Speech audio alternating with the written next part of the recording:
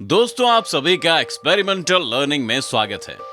दोस्तों, आज हम एक ऐसे महापुरुष के बारे में बात करेंगे जो किसी परिचय के मोहताज नहीं है। जी हाँ दोस्तों, हम बात करेंगे आचार्य चाणक्य की।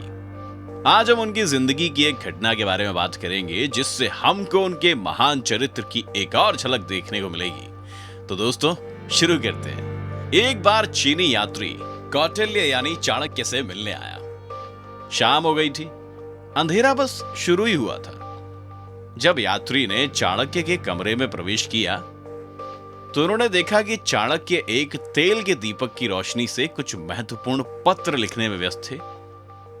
आप जानते हैं कि उन दिनों बल्ब या ट्यूबलाइट नहीं थी क्योंकि बिजली नहीं थी, इसीलिए उन दिनों लोग तेल के दिए जलाते थे। चाणक्य ने मुस्कुराते हुए अपने मेहमान का स्वागत किया, उन्हें बैठने के लिए कहा और फिर उन्होंने वो काम जल्दी से पूरा कर लिया जो वो कर रहे थे।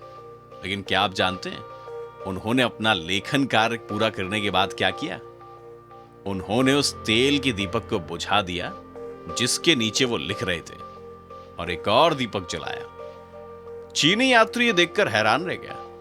उसने सोचा कि शायद यह भारतीय लोगों द्वारा माना जाने वाला कोई रिवाज है जो कि तब होता है जब कोई मेहमान उनके घर आता है। उसने चाणक्य से पूछा, क्या भारत में एक प्रथा है जब कोई मेहमान आपके घर आता है, मेरा मतलब है एक दीपक को बुझाने और दूसरे को जलाने का क्या औचित्य है?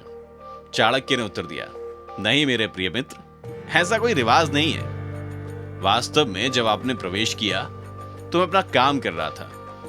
यह एक आधिकारिक काम था जो मेरे साम्राज्य से संबंधित था। उस दीपक में भरा तेल राष्ट्रीय खजाने के पैसे से खरीदा गया है। अब मैं आपसे बात कर रहा हूं, ये एक व्यक्तिगत और दोस्ताना है। बातचीत मेरे राष्ट्र से संबंधित नहीं है, इसीलिए मैं अब उस दीपक का उपयोग नहीं कर सकता क्योंकि इससे राष्ट्रीय खजाने के धन का दुरुपयोग होगा। इसीलिए मैंने उस दीपक को बुझा दिया और एक दूसरे दीपक को जला दिया क्योंकि इस दीपक में तेल मेरे निजी पैसे से खरीदा गया है। यह देखना आश्चर्यजनक है कि हमारे आचार्यों ने कैसे राजसीकरण किया।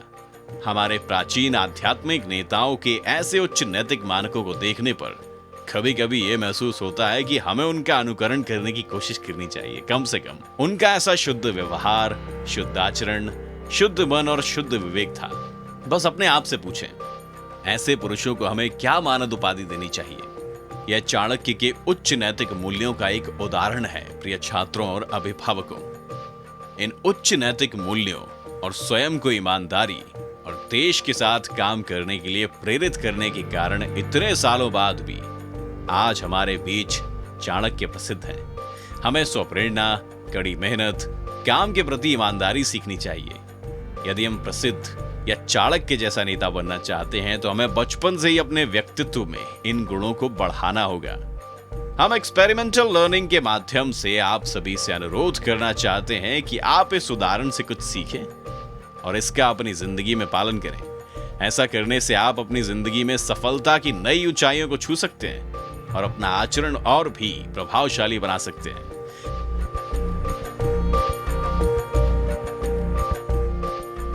हमारे चैनल को लाइक और सब्सक्राइब जरूर करें और बेल आइकन को जरूर दबाएं जिससे आपको लेटेस्ट नोटिफिकेशन मिलते रहें। धन्यवाद।